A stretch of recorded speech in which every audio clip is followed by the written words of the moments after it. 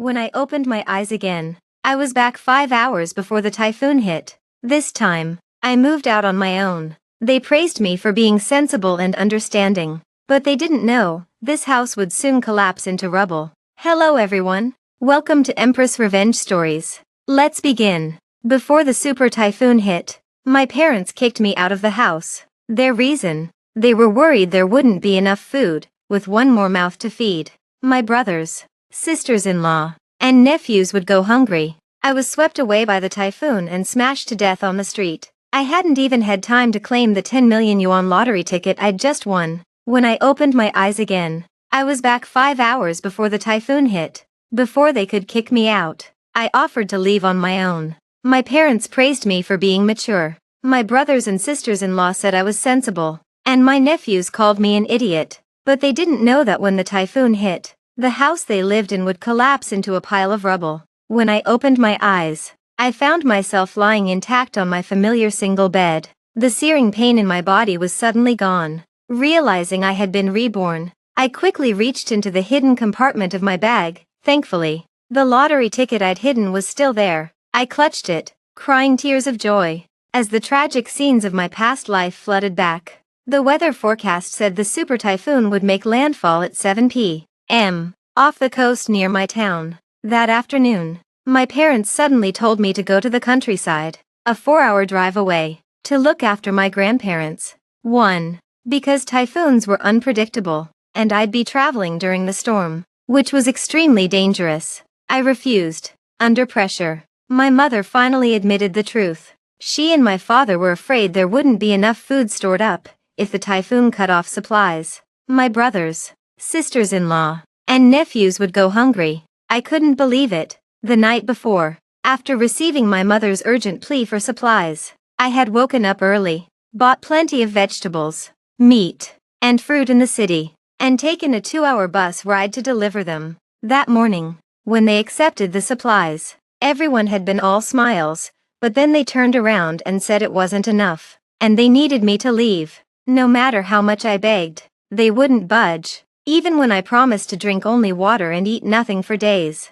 Not competing with my brothers, sisters-in-law, or nephews for food, they still took advantage of my distraction, shoved me out the door, and slammed it shut. I pounded on it until my hands were swollen, screamed until my voice was hoarse, but no one opened it. The last thing I heard was my father's voice. Life and death are fated. Fortune and misfortune are in heaven's hands. They knew perfectly well that no cars would be on the street. They knew what would happen to me if I was left homeless when the typhoon hit. Having died once, I finally understood. This family was full of ungrateful wolves, not worth a single ounce of my sincerity. Later, in the unprecedented terror of the storm, I was swept dozens of meters into the air, slammed into a coconut tree, and then crashed back down to the ground. My limbs torn apart. I died a miserable death. But soon after, as I floated above, I watched the self-built house where my whole family lived collapse into rubble in the typhoon. Only then did I finally close my eyes in peace. Karma had its way. Thinking of this, I quickly checked the time. There were less than 5 hours until the typhoon would hit. Just as in my past life, I decided to leave this dangerous house immediately, even if they weren't kicking me out. I didn't want to die with them. I packed my lottery ticket, ID, bank cards, and a few changes of clothes into a backpack and walked out the door. My parents, brothers, and sisters-in-law were all there. "I'm going out," I announced. My sudden appearance silenced the room. I pretended not to know they'd just been discussing how to get rid of me. Nan, didn't you say you were tired? The typhoon's coming tonight. Why are you going out now?" My mother asked. Surprised, I smiled. Grandma and Grandpa said they weren't feeling well yesterday. Since the typhoon's coming, I thought I'd go stay with them in the countryside for a couple of days. Everyone relaxed. My eldest sister-in-law, always suspicious, asked, "Aren't you afraid of running into the typhoon halfway?" My eldest nephew, Lu Yaozu, didn't even look up from his game and muttered, "Idiot." No one said a word. As usual, I pretended not to hear and explained, "It's still early. There are so many of us here. I'm worried we won't have enough food and water. There's nowhere to buy anything now. If I go to Grandma and Grandpa's, there are fewer mouths to feed, and everyone will have a bit more." At that, Their faces brightened. My mother even took my hand, smiling. Nan Nan, you're so thoughtful. My father took a drag on his cigarette and nodded. Raised you for this long, today. You've finally shown some sense. Only my second sister-in-law snorted, muttering just loud enough for my second brother to hear. She's always been an outsider. Good riddance. I ignored her and turned to my eldest brother. Brother, can I borrow your minivan? There won't be any buses now. My eldest sister-in-law's face immediately darkened. I quickly added, oh, and I heard Uncle's orchard had a good harvest. And the pigs are almost ready. I just got my bonus, so I can bring back plenty of fruit and meat for everyone. Her expression softened, and my eldest brother handed me the keys with a grin. If my sister needs the car, of course. Don't worry about the fruit, get more meat. Fill the car. Just don't overload it. The cost. I nodded eagerly. As I passed the stairwell, I picked up the dog cage. Yaozu finally looked up from his game and shouted, "Stop. Don't take that stupid dog." My second nephew, Yaozong, ran over and shoved me, trying to grab the cage. "That's our dog. If you take it, I'll tell Grandpa to beat you." My fourth brother, absorbed in his card game, glanced up. "Little sis, leave Laikai behind. We can have dog meat hot pot when the typhoon hits." Laikai seemed to understand, scratching at the cage and whimpering. I felt a chill run through me, but I kept my cool and lied. "You all refused to pay for his shots. If you eat him, you might get rabies. Besides, it's wasteful to feed a dog during a typhoon. Let me take him to Grandma and Grandpa's to guard the house. It'll save you the burden." For once, my second sister-in-law agreed. Yes, take the stinking dog. I think he's got fleas. Yaozong's been itching all over. She held back her son and urged me to leave. Yaozu, furious that Yaozong was stopped, lunged at me. My mother and eldest sister-in-law scrambled to hold him back. "For heaven's sake, that mangy mutt, keep him or you'll catch some disease." My eldest sister-in-law cursed. My mother added, Nan Nan, once you take that dog, don't ever bring him back. Too many germs." In the chaos, I slipped out with Laikai. As I left, Yaozong yelled after me, "Idiot! You and that dead dog will get blown away." Haha, the little brat nearly made me explode. But as I looked back at the house, my anger miraculously vanished. I even gave Yaozong a meaningful smile. "I hope you can still be that cocky when the typhoon hits." In the car, I opened the cage and stroked Lightsai's head. "You're not a mangy dog. Laikai, you're the best dog in the world." He seemed to know we were escaping, his eyes bright with anticipation. He was the only one in that house who truly cared about me. In my past life, when I was begging outside, Laikai had barked frantically inside, trying to get someone to open the door. Yaozu and Yaozong kicked him half to death and even burned him with a lighter. Despite his injuries, Laikai had jumped from the second-floor balcony to come find me, limping. Later, the typhoon swept him away too. This time, I wouldn't abandon him. We sped toward the city in the beat-up van. I wasn't going to the countryside. Not only was it dangerous and far, but their tiny house probably couldn't withstand the storm anyway. My father always boasted about being the eldest grandson, but when it came to protecting his parents, he wanted to outsource it to me, the granddaughter he despised. What a joke. I had 4 brothers, but they were useless. We reached the city in 2 hours. Before the typhoon, it was sweltering and still, with an eerie purple-red sky. The airport and high-speed rail were shut down. There was no way to leave. I didn't go back to my school dormitory. Instead, I checked into a pet-friendly 5-star hotel with my credit card, booking a week's stay. The hotel was famous for surviving major disasters and had won global awards. It was nestled against a mountain, far from the sea, making it one of the safest places in the city. I specifically asked for a low-floor suite for more security. No one knew the typhoon's power better than I did. I paid top dollar for a courier to stock up on food, water, and supplies for me and Laikai. Once the typhoon passed, I could claim the lottery winnings. With that secured, I took a long bath, washed Laikai, filled the bathtub with water, and charged all 10 power banks. Outside, the wind was starting to bend the trees, and debris flew through the air. Dark clouds rolled in against a strange, glowing sky, the calm before the storm. No one was on the streets. I held Laikai, charging my phone, scrolling. Strangely, This was the most peaceful I'd felt in a long time. Living in that family had always been suffocating. My mother always insisted they weren't sexist, after all. She could have aborted me, but my father once drunkenly revealed the truth. I was an accident. A fortune teller had said he'd have 5 sons and strike it rich. But the ultrasounds were wrong. That's why they named me Nan, to remind me I'd always owe them a son. It was absurd. My life was a joke. I'd never had the courage to confront them. So I just distanced myself. But in the typhoon, the people I loved pushed me out without hesitation. Now I understood, if I couldn't earn their love, I didn't want it. I fell asleep on the couch and was woken by my phone ringing. It was my father. "You've been gone 4 hours, still not at your grandparents'. They're waiting for you to cook. Stop dawdling." I lied. I stopped for gas and some food. "Almost there." He grunted. "Fine. Eat less while you're there. Respect the elders if they scold you. Don't talk back." I agreed, smirking. Then I checked the home security app. My parents ran a small fishery. They weren't poor. They'd built a 5-story house, 1 floor for each brother. While I shared the ground floor with my parents, I'd paid for the cameras, and everyone's phones could view them. The brothers spent most of their time gambling. As expected, they were playing mahjong and cards. I switched to the weather radar, watching the typhoon's path. It was moving faster and growing stronger. My family never checked the news. They preferred gambling, games, and mindless videos. If they'd paid attention, they might have been more cautious. But that wasn't my problem. I ordered seafood from the hotel. Half an hour later, a robot delivered it. Just as I was about to eat, my mother called. I took a bite of salmon while she ranted. Nan, your grandparents say you're not there. Tell me the truth, are you even going? If you don't want to, you could have just said so." I swallowed. "No, I just took a wrong turn. I'm on my way now."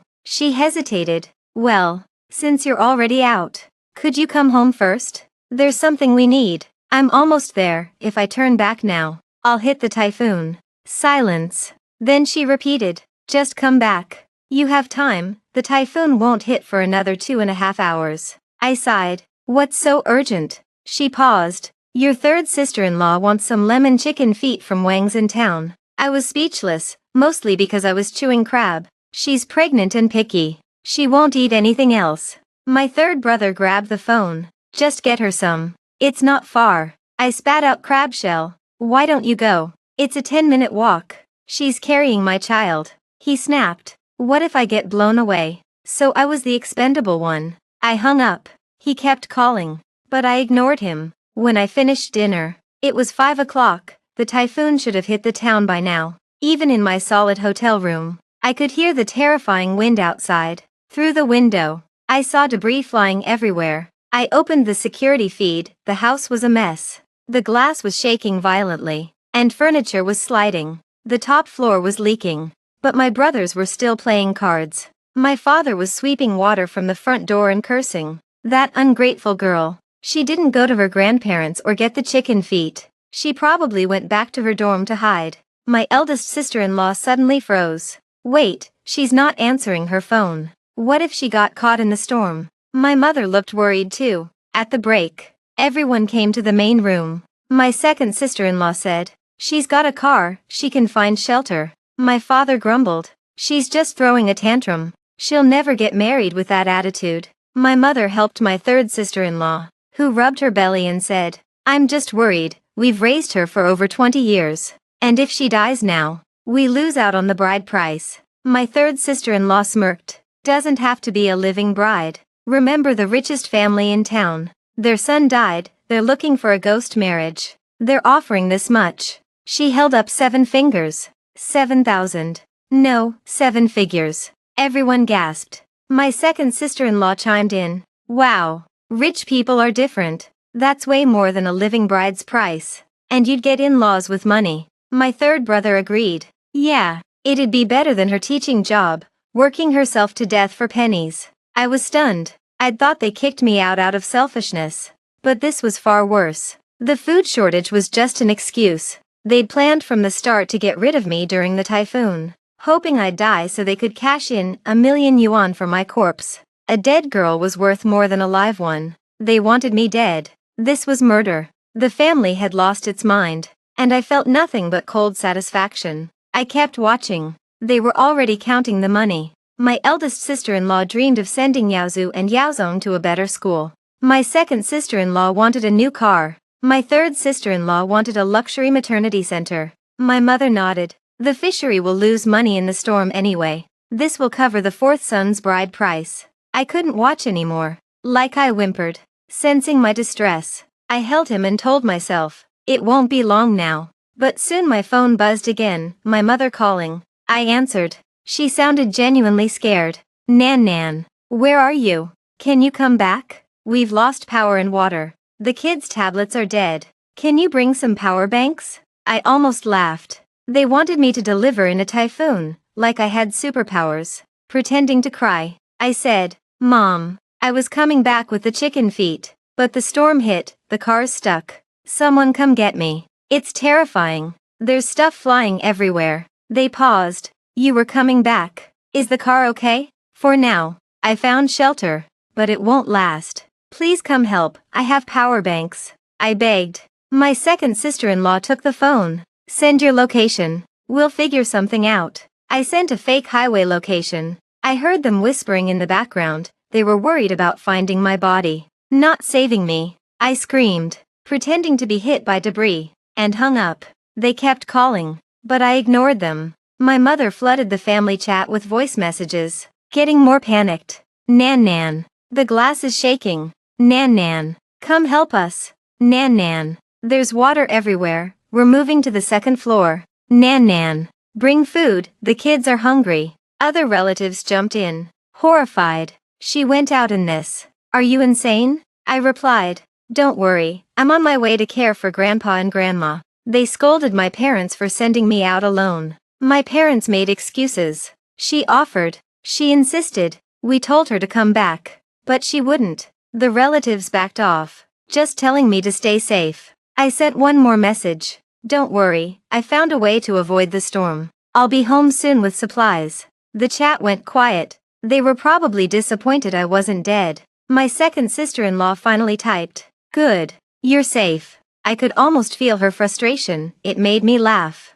The calls kept coming. My mother was desperate, not acting anymore. Nan, forget the food. Just come get us. The roof is almost gone. Your fourth brother's arm is broken, he needs a hospital. Please. I thought. Why should I help? He didn't care when I was swept away. I didn't reply. The windows were rattling. The storm was even worse there. My father joined in. Where are you? Are you just going to watch us die? I sent a location near the house and said, on my way. My mother replied instantly. Hurry. The roof is gone. Yaozong is hurt. I calmly ate a kiwi. In the background, I heard Yaozong crying and my eldest sister-in-law screaming. The balcony fell. Then the call cut out. I checked the time. In my past life, the house collapsed around now. The foundation was giving way, the walls were cracking. I wondered if my 5 sons, and their crown prince, children were still dreaming of my million-yuan death money. Then my mother video called me. I answered. She screamed. Where are you? Your third sister-in-law is in pain. The house is shaking, will we die? She was crying, but hadn't noticed my background. Her sisters-in-law saw it and yelled. She's not coming back. She's in a nice, safe hotel. I played along. See, even my glass is shaking. Oh, it's dark. Must be a power cut. This hotel is great. And Like I is here, say hi. Like I. My father lost it. How dare you laugh? You treat a dog better than us. Why won't you save us? I shot back. Who here has treated me better than Like I? You kicked me out in a typhoon, have you forgotten? My sisters-in-law were furious. My father gave me an ultimatum. Come get us now, or you're no daughter of mine. I laughed. I've had enough of being a daughter. You have sons, let them handle it. The camera wobbled. My mother's terrified face filled the screen.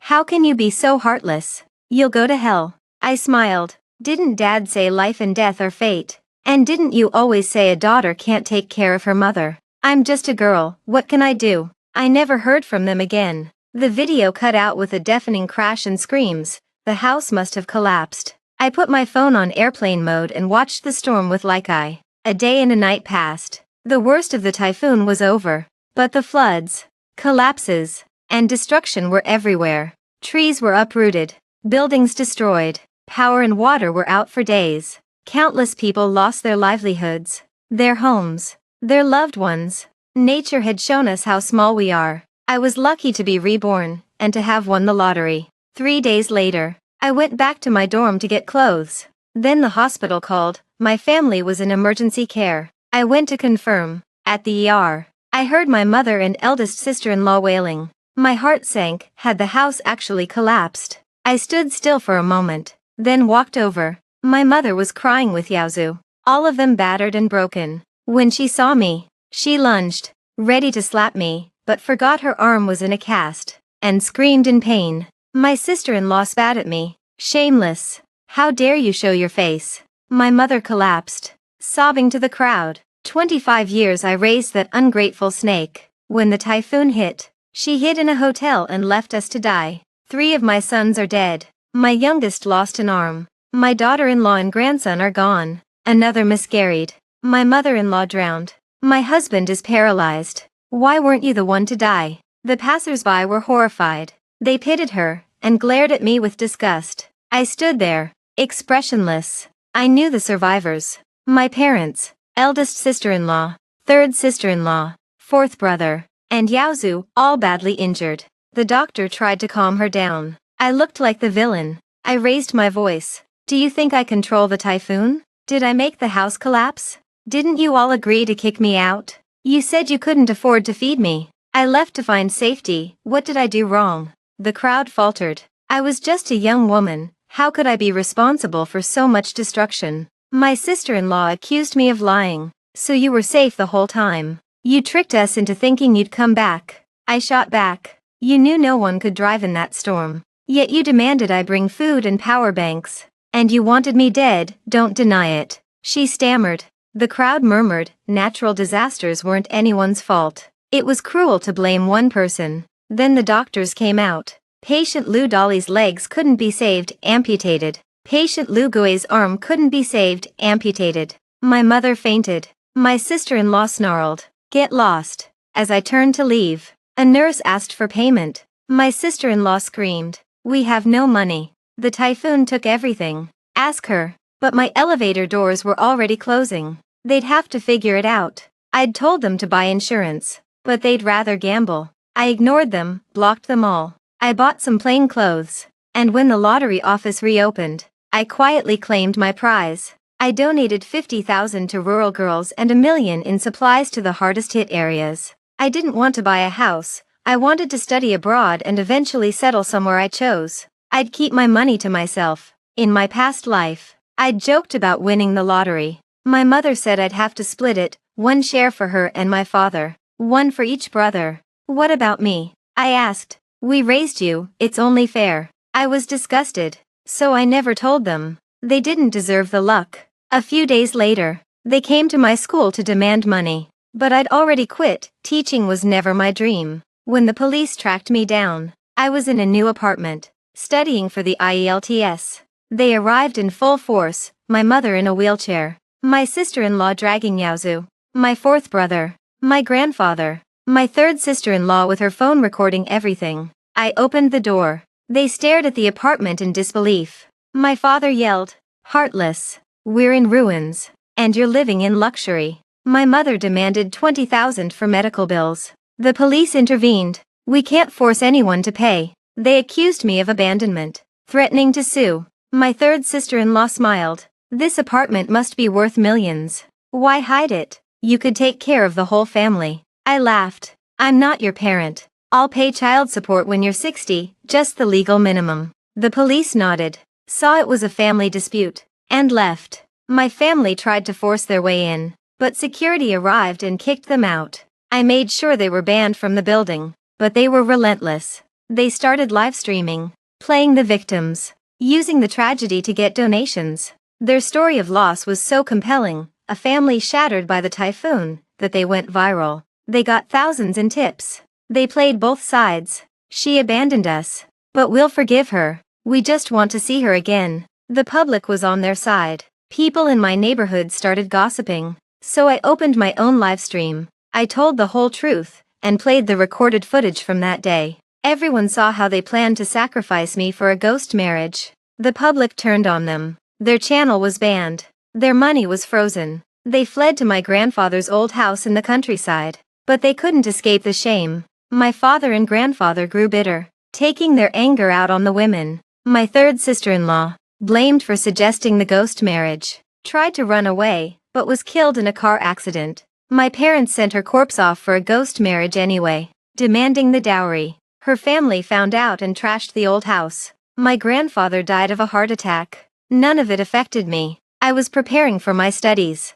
and the building was secure. The only incident: my fourth brother stole like I during a walk and demanded a 3 million ransom. I called the police immediately. He was sentenced to prison. In the end, I got into my dream school. With my lottery winnings, I could finish my studies and buy a small home somewhere I loved. My mother survived, but she'd spend the rest of her life caring for my paralyzed father, her traumatized grandson, and soon, her fourth son out of prison. Would she regret it? I don't know, but she chose her path. One day, my donation story was reported anonymously, but my mother recognized it. She got my number and called, weeping, asking why I hadn't helped them. She said she'd treat me fairly now. I asked, which home? The one where I lived in a storage room. She was silent. Later, I took like I, now Lucky, and went abroad. I changed my name to Lingyun, soaring above the clouds. I owed no one anything.